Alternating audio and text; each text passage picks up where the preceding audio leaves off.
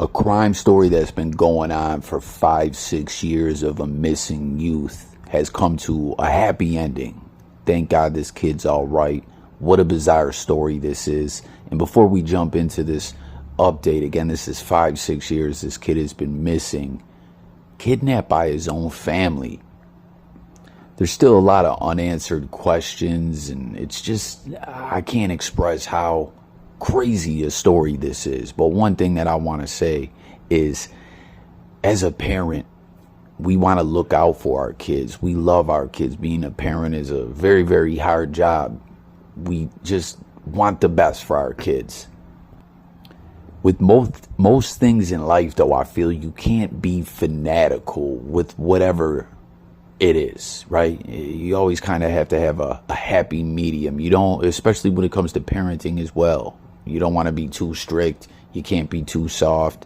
Internet has really changed life and changed the job of being a parent in a crazy way. But when it comes to your way of life, your thoughts, your beliefs, your core beliefs, what you stand for, you don't ever want to put that on your kid, right? Everyone's kind of got to live life, experience life, and figure things out for themselves, right? We're all on our own journey, but as parents, we just want to guide our children the right way. And this story here, it seems this mother and grandfather were fanatical about being anti-government and living off the grid and stuff like that. And listen, that's a whole nother story about the government. What do we believe? Are they out to get us? The internet, geolocations and stuff. It's another time we're living in. But listen to this story here about this kid who has just returned home where he belongs, where I believe he belongs. Make sure to comment and let me know your thoughts. It's quite an amazing story, but thank God it's over. But it isn't necessarily over. Morning 6 years after a boy's disappearance, and it's all thanks to a chance encounter hundreds of miles from his home and in a different country. Michael George is here with that story. Michael, good morning. Well, Brooke, good morning. Incredible story here. And it all began when Alex Batty's mother and grandfather took him on what was supposed to be a 2-week trip to Spain back in 2017. This week, his 6-year-long odyssey across countries and continents came to an end. It was along this winding road, not far from France's border with Spain, that delivery driver Fabian Acciadini made an early morning discovery this week. It's an incredible story, he says. I didn't think that after midnight at work, I'd be finding someone on the side of the road who'd been missing for 5 years. Acciadini picked up Alex Batty, seen here at age 11. Now 17, Batty had been living off the grid and moving constantly with his mother and grandfather since disappearing in 2017. We continue to drive, and that's when he tells me a bit of his whole story about being kidnapped by his mother, his trips to Spain and France. The delivery driver dropped Batty off here to a police station. The teen, who does not speak French, communicated his story to investigators. He'd lived a nomadic life, spending time in Morocco, Spain, France, and the Pyrenees. Days ago, Batty decided to leave that life behind. When his mother suggested that she was thinking of leaving for Finland with him, this young man realized it was time for his journey to come to an end, and he decided to leave the place where he was staying with his mother and walked for 4 days and 4 nights. Police in Britain say they're working with French authorities to bring Batty home. It's been 6 years since his disappearance. This is a huge moment for Alex, for his family, and for the community in Oldham. Before leaving Batty with authorities in France, Acciadini let the teen use his phone to send a message to his grandmother. It reads, "Hello, Grandma, it's me, Alex. I'm in France. I love you. I want to come home." And that homecoming is expected in the next couple of days. Alex's grandmother, who had custody of him before his disappearance, said in a statement, "I cannot begin to express my relief and happiness that Alex has been found safe and well." Now, prosecutors told the BBC that Batty hasn't told them where his mother currently is, but they believe she's in Finland. As for the grandfather, Batty's told prosecutors that he passed away about 6 months ago. Do we know the conditions that he was living in that time when he was away from his grandmother? Yeah, prosecutors say that he was sort of living with an alternative community off the grid. They were actually taking solar panels with them as they moved from place to place to provide them with power. So he seems to be in good physical condition, but we don't know what he's been through. Important as parents to remind ourselves these type of abductions are almost always custody disputes by another name. It's not just you let your kid go to the playground and they walk off. Right. And still a lot to learn about Yeah. what exactly happened. Yeah. What a crazy story. Can you believe that? You know, this kid missing all these years, just walked off, wandered off. You heard what they were talking about. He went on a trip with his mother and grandfather as they did not have custody of him. I guess they were going to have him for 30 days, and 30 days turned into 5 or 6 years. And man, wait till you hear. I got another clip to share with you guys where this kid talks more about what life was like. I mean, it's insane, man. But he's going back home with his grandmother to pursue a life that he wants. You know, he wants to study and elevate his life and his lifestyle. Again, wait till you hear this other clip. It's just so shocking, man. And thank God the grandmother knew all this time that the kid, you know, it seems she had an idea of what was going on. Is again, she has custody of him.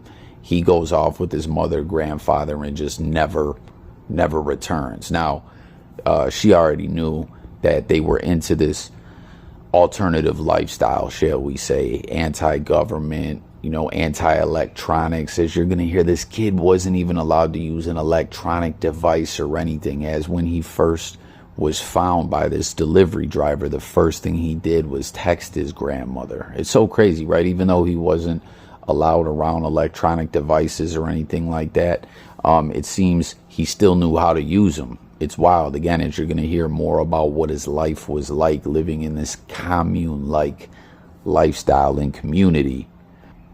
But it seems the grandmother, when he went missing, as you'll see some reports from a couple years back where she talked about pretty much that she knew this was what was going on and the kid was okay. So I don't know if somehow the mother and grandfather or the kid one way or another sent out a message maybe through the mail. I don't know. You know, they're like so anti-electronics and everything. But she knew. At least what I'm getting at is she didn't think that they all got abducted or were all killed when they were on this trip. And you heard him. He was in Morocco, Spain, France, and he heard Finland was next up. And he's like, it's time for me to make a break for it. And says he knew exactly where he was going and went on his way.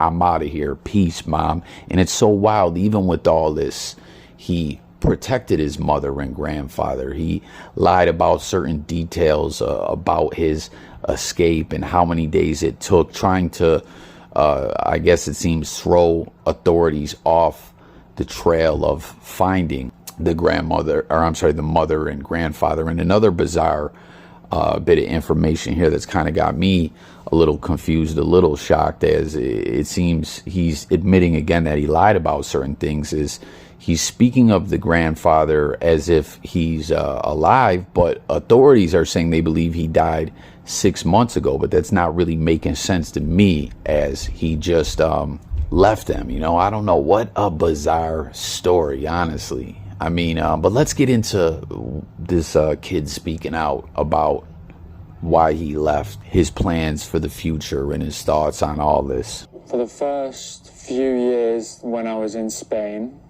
it was a vacation, really.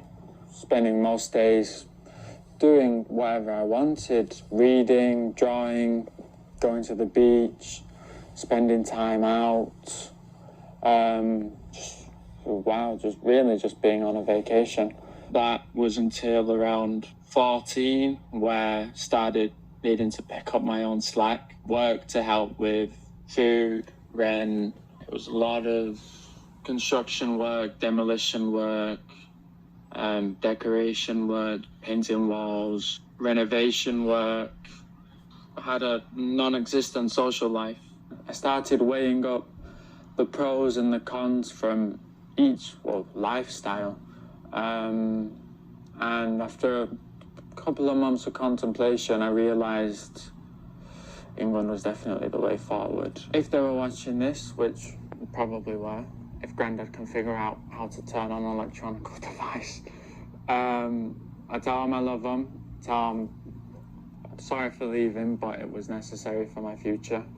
All's good, happy, very happy actually. So that's wild. This kid is only 17 years old now, and you heard him. He was working demolition jobs, construction jobs, painting houses, dwellings. I just can't believe it. I wonder if the mom and the grandpa were working too, or they were lazy putting the kid to work. I mean, I don't know. He seems to really love them, and again, still want to protect them. I don't know if the grandfather is alive or not. I just don't understand that whole piece of this whole info. I understand him lying to authorities to protect them, but what's up with this grandfather being alive or dead?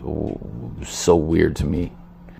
But he flat out loves his mom and says she's a good person, but not a good mother.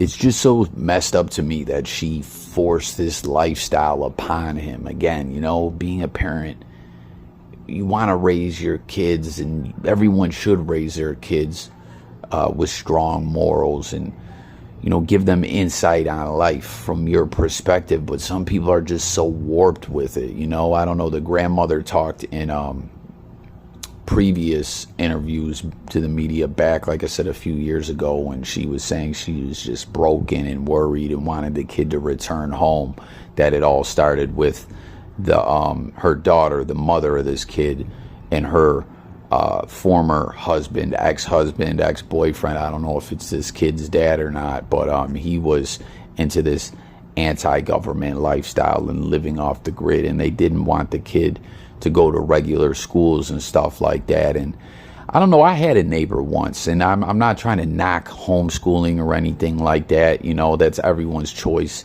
to make for their kids. You know, the school system, definitely everything that's in the public school curriculum and stuff like that isn't up to par, I guess we could say. And I understand people wanting to teach kids their own, you know, their own style, what they believe is best for their child. But I don't know, I feel like going to school is good for social skills and stuff like that, and learning about life, that, you know, you got to get up in the morning, get ready, go to school, handle your business, pay attention, work, be organized, stuff like that, you know, life skills. Basically, like, you know, a whole 9 to 5 and everything like that. But I don't know, some people just don't want to interact with society at all, like these individuals we're talking about here, you know. And it's so crazy, they were talking about them taking solar panels and stuff like that. I wonder if they were like rigging up some kind of system with solar panels for their own community where they were able to have electricity. I don't know, you know. It seems like the kid is being quiet about a lot of that stuff, what the community was like, you know what I mean. You hear there's always some weirdos, in my opinion, floating around a lot of these communities and cults and stuff like that. Hopefully, you know, this kid, he seems okay. I don't know. He seems to really have love again for his mother and grandfather. But I don't know, man. Those communities just creep me out personally.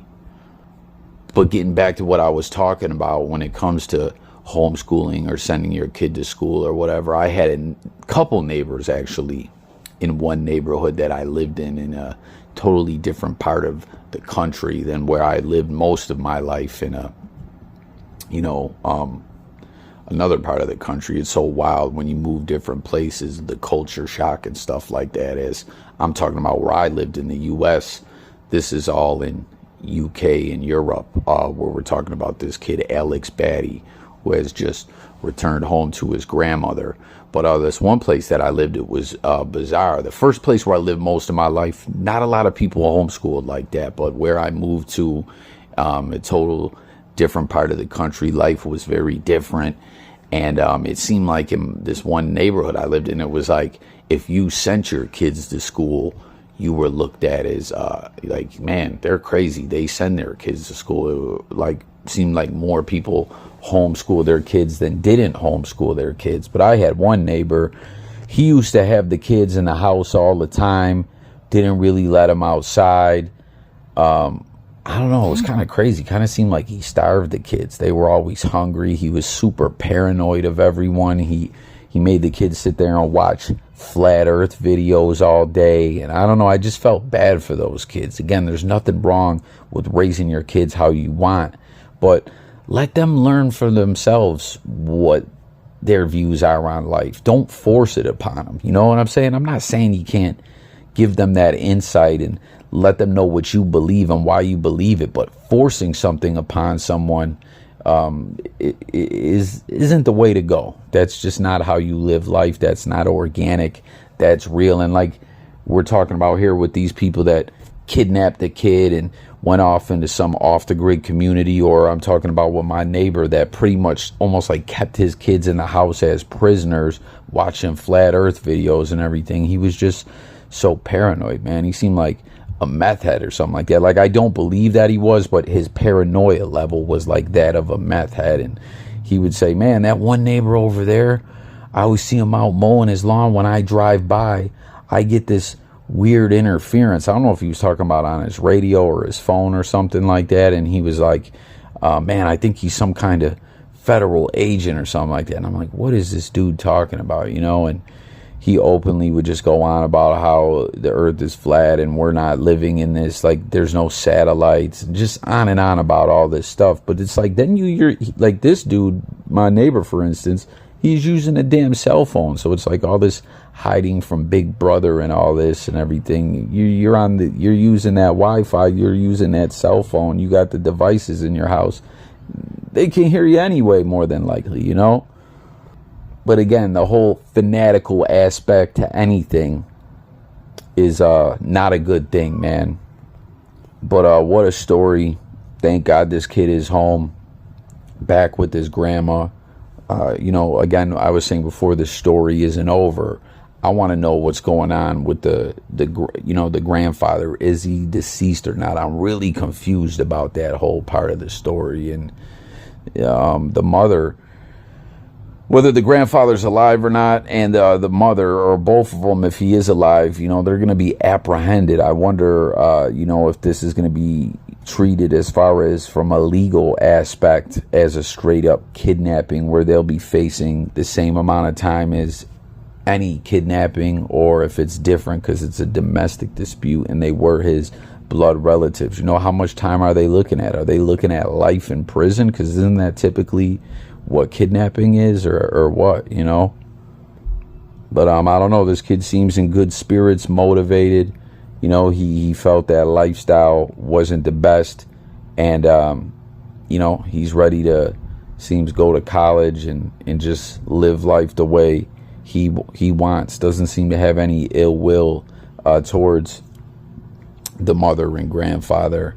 But you know, he lived most of his life off the grid, working these jobs and everything like that. And you know, take it for people who you know, have that dilemma or whatever, or wonder about that lifestyle, you know, going the opposite and not living like the rest of society, intermingling with other people and working a job and stuff like that, and paying taxes or whatever the case may be. This kid lived that way, and he decided it's not for him. But I don't know, let me know what you guys think about this story. Jump in the comments. What a crazy story. Stay tuned for updates, see if the mother gets apprehended. Again, this kid told a lot of lies to throw the police off her trail. But if she is indeed in Finland, I'm sure they'll catch up with her. But who knows? You know, this kid seems very smart.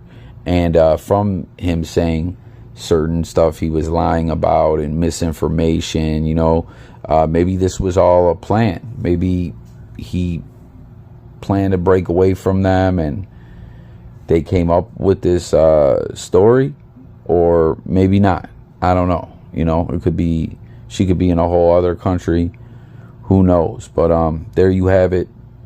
Let's talk about it in the comments. Again, stay tuned for updates, and make sure you subscribe to this channel. Content coming all the time. crime stories and much more. Have a great day. I'm out of here. And don't be a fanatical about anything. It's never good.